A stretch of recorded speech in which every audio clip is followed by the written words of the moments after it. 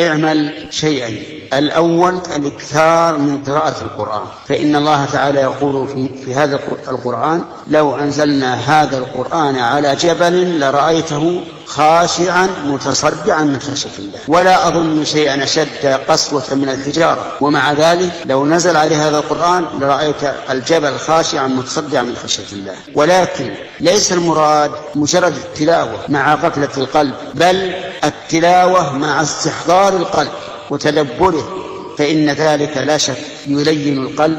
الأمر الثاني ذكر الله عز وجل، التهليل، التكبير، التسبيح، التحميد وما أشبه ذلك، بشرط أن يتواطأ القلب واللسان، لأن مدار الحياة على القلب، فإذا حي القلب حي الجسم. ولهذا قال الله تعالى: ولا تطع من أغفلنا قلبه عن ذكرنا، ولم يقل ولا تطع من أسكتنا لسانه عن ذكرنا، بل قال من أغفلنا قلبه. وكم من إنسان يذكر بلسانه لكن قلبه لاهٍ، فالذكر حينئذ يكون ضعيفا وأثره رديء. لكن إذا اجتمع القلب واللسان فهذا مما يسبب حياة القلب ولين القلب.